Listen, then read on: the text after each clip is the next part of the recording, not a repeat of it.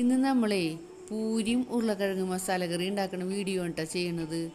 അപ്പോൾ ആട്ടപ്പൊടിയിൽ കുറച്ച് റവ ഇട്ട് കൊടുത്തിട്ട് ഉപ്പും പൊടിയും വെള്ളം ഒഴിച്ച് നന്നായി കുഴച്ചെടുക്കുക.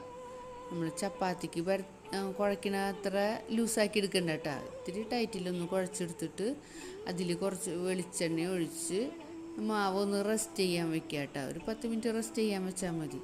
ആ നേരം കൊണ്ട് നമുക്ക് കറി തയ്യാറാക്കാൻ നോക്കാം കേട്ടോ. അപ്പോൾ ചട്ടി ചൂടായി വരുമ്പോൾ അതിൽ വെളിച്ചെണ്ണ ഒഴിച്ച് ഇത്തിരി ഉലുവ ഇട്ട് കൊടുക്കുക, പിന്നെ കടുക് ഇട്ട് കൊടുക്കുക. കടുക് ഒന്ന് പൊട്ടി വരുമ്പോൾ ഉഴുന്നിട്ട് കൊടുക്കുക, പിന്നെ വറ്റൽമുളക് ഇടുക, പിന്നെ സബോളയും വേപ്പിലയും പച്ചമുളകും വെളുത്തുള്ളിയും കൂടി ഇട്ട് അതൊന്ന് വഴണ്ടി വരുമ്പോൾ ഉപ്പും മഞ്ഞൾ പൊടിയും മുളക് പൊടിയും ഇട്ട് കൊടുത്ത് ഒന്ന് വഴഞ്ഞ് വരുമ്പോൾ ഈ ക്യാരറ്റ് വേവിച്ചതിട്ട് കൊടുത്തു, പിന്നെ ഉരുളക്കിഴങ്ങ് പുഴുങ്ങി ഉടച്ചതും കൂടി ഇട്ട് കൊടുക്കുക കേട്ടോ. എന്നിട്ട് അതിൽ ഒരിത്തിരി വെള്ളം ഒഴിക്കുക.